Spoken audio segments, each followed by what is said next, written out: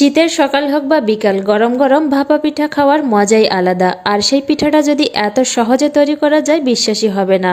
এভাবে পিঠা তৈরি করলে একসঙ্গে অনেকগুলো পিঠা তৈরি করতে পারবেন, সময় নষ্ট করে আর একটা একটা করে পিঠা তৈরি করতে হবে না। প্যানে দিয়ে দিচ্ছি 2 কাপ কোড়ানো নারকেল, আর এর সাথে দিয়ে দিচ্ছি 1 কাপ গুড়।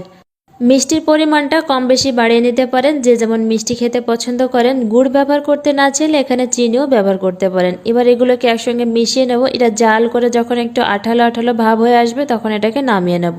নারকেলের এই পুরটা একটু শক্ত করে বানাতে হবে যাতে একদম নরম না থাকে। নারকেলের পুরটা হয়ে গেছে, এবার এটাকে নামিয়ে ঠান্ডা করে নেব। একটা মিক্সিং বলে দিয়ে দিয়েছি 1 কাপ সুজি, আর এর সাথে দিয়ে দিয়েছি 1 টেবিল চামচ গুঁড়ো দুধ। এবার এর ভিতরে দিয়ে দিচ্ছি 1 কাপ দুধ। দুধটাকে আগে থেকে ঘন করে জাল করে ঠান্ডা করে নিয়েছি। যতটা সুজি নেবেন ততটাই দুধ নিতে হবে। আমি এখানে কাপ মেপে সুজি নিয়েছি, আপনারা চাইলে চায়ের কাপ বা ছোট বাটি মেপেও সুজিটা নিতে পারেন। মোট কথা যতটা সুজি নেবেন ততটাই দুধ নিতে হবে, তাহলে পিঠার ব্যাটারটা ঠিকঠাক মতো হবে, ঘনও হবে না পাতলাও হবে না। এবার এই সবগুলো একসাথে মিশিয়ে নিয়েছি, আর এখানে দিয়ে দিয়েছি 1 চা চামচ বেকিং পাউডার। আমি এখানে বেকিং পাউডার ব্যবহার করছি, আপনারা চাইলে বেকিং সোডাও ব্যবহার করতে পারেন, তবে বেকিং সোডা ব্যবহার করলে সামান্য পরিমাণে বেকিং সোডা ব্যবহার করতে হবে।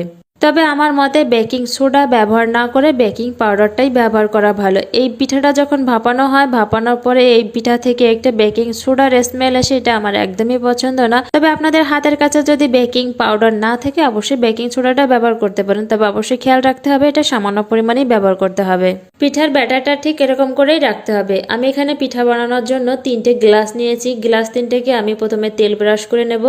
নারকেলের পুরটা ঠান্ডা হয়ে গেছে, এভাবে হাত দিয়ে চেপে চেপে লম্বা করে বানিয়ে নেব। এভাবে আমি 3টে বানিয়ে নিয়েছি। এবার আমি গ্লাসের ভিতরে সুজির ব্যাটার দিয়ে দেব। 3টে গ্লাসে আমি সমান করে সুজির ব্যাটারগুলো দিয়ে দেব। এবার সুজির ব্যাটারের ভিতরে নারকেলের পুরটা লম্বা করে বানিয়ে নিয়েছিলাম, সেবার এটা মাঝখানে এভাবে দিয়ে দেব।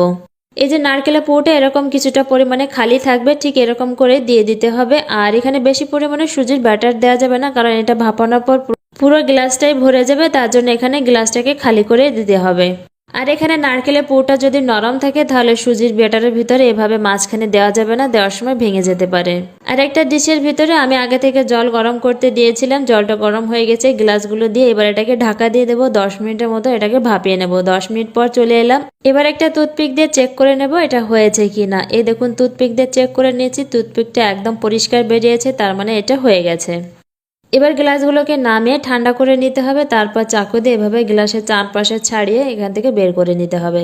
আমার এই রেসিপিটি কে কোথা থেকে দেখছেন কমেন্টে অবশ্যই জানাবেন। ভালো লাগলে লাইক কমেন্ট শেয়ার করে দেবেন। আমার ইউটিউব চ্যানেলে দেখে থাকলে চ্যানেলটিকে সাবস্ক্রাইব করে বেল আইকনটা অবশ্যই ক্লিক করবেন, যাতে নতুন নতুন ভিডিও নোটিফিকেশন আপনাদের কাছে পৌঁছে যায়। আর আমার ফেসবুকে দেখে থাকলে চ্যানেলটিকে ফলো করে পাশে থাকবেন। এবারে পিঠাগুলোকে আমি গোল গোল করে কেটে নেব। হাতে সময় নষ্ট না করে পিঠা খেতে মন চাইলে ঝটপট কম সময়ের ভিতর সুজি দিয়ে এই মজাদার পিঠাটি তৈরি করতে পারেন।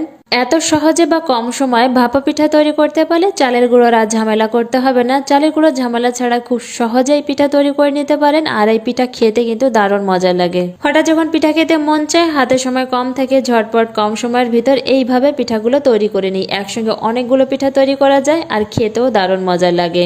এবার একটা পিঠা ভেঙে দেখেছি কতটা নরম তুলতুলে হয়েছে। অবশ্যই বাড়িতে ট্রাই করবেন।